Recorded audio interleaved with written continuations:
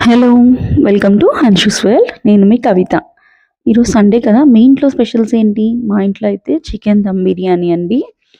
Full video అనేదైతే upload చేశాను. కాకపోతే first marination part అంతా వీడియో రికార్డ్ అవ్వలేదు. అయిందని నేనైతే అనుకున్నాను. మ్యారినేషన్‌కి కావాల్సిన ఇంగ్రీడియెంట్స్ ఏంటంటే 1 KG chicken, garam masala, chicken masala, అల్లం వెల్లుల్లి పేస్ట్, జీరా పౌడరు, కారం, ఒక 2 టేబుల్ స్పూన్స్ ఆయిల్, కొత్తిమీర, 3-4 పచ్చిమిర్చి అండ్ ఫ్రైడ్ ఆనియన్స్ ఇవన్నీ కలిపి నీట్‌గా మ్యారినేట్ చేసుకోవాలి.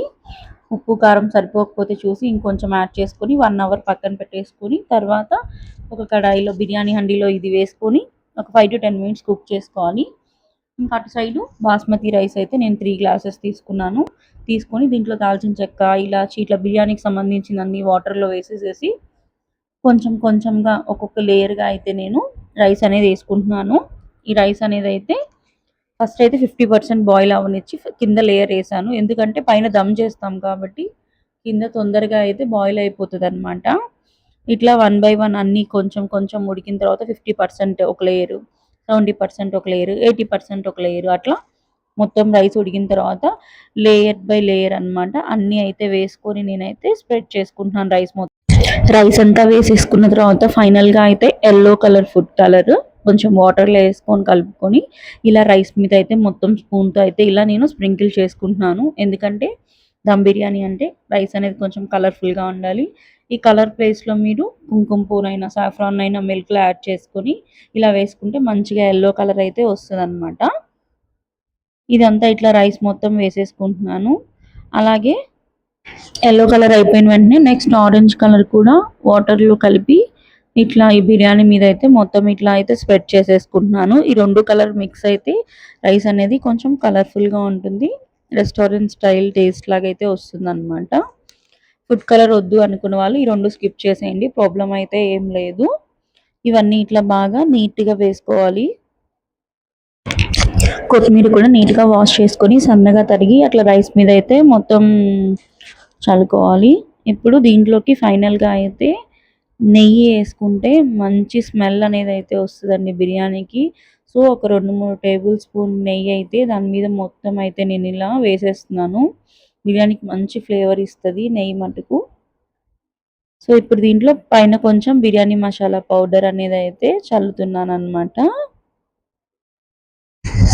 ఫైనల్‌గా బ్రౌన్ ఆనియన్స్ ఉంటాయి కదా! అవి ఫ్రై చేసుకొని కొన్ని గ్రేవీలో కలుపుకున్నాము. చికెన్ మ్యారినేషన్‌లో కొన్ని తీసి పక్కన పెట్టుకొని ఇట్లా రైస్ పైన మొత్తం స్ప్రెడ్ చేసుకోవాలండి. ఈ బిర్యానీకి ఎక్కువగా టేస్ట్ ఇచ్చేది బ్రౌన్ ఆనియన్స్. ఇప్పుడు దాని మీద బరువు పెట్టేసేసి ఒక 20 మినిట్స్ అనేది దమ్ చేసుకోవాలి. 10 మినిట్స్ హై ఫ్లేమ్‌లో, ఇంకో 10 మినిట్స్ మీడియం ఫ్లేమ్‌లో. బిర్యానీ అయితే దమ్ అయిపోయిందండి. సో, ఇప్పుడు పక్కకు తీసేసేసి లాస్ట్ నుంచి చూద్దాము. చూడండి ఎక్కడ అయితే గిన్నె అడుగున కూడా ఎక్కడ మాడలేదు.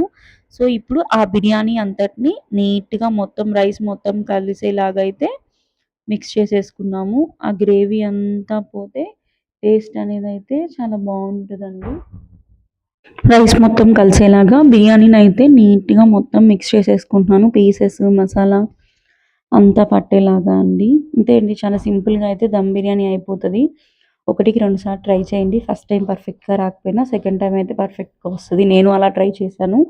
టేస్ట్ అయితే మటుకు చాలా బాగుందని అయితే చెప్పారు ఇంట్లో వాళ్ళు. ఇంకా లేట్ ఎందుకు సర్వ్ చేసుకొని అయితే తినేద్దాము. నేను కూడా అయితే ప్లేట్‌లో సర్వ్ చేసేసుకుంటున్నాను తినేదానికి. మా వాళ్ళైతే తిని చూసి చెప్పారు. టేస్ట్ అయితే చాలా బావుందని చెప్పారు. సో, ఖచ్చితంగా మీరు కూడా ఒకసారి ట్రై చేయండి. ఈసారి మ్యారినేషన్ అంతా కూడా ఇంకొక వీడియోలో అయితే ఖచ్చితంగా అయితే అప్‌లోడ్ చేస్తాను. Thanks for watching. Don't forget to like, share, subscribe.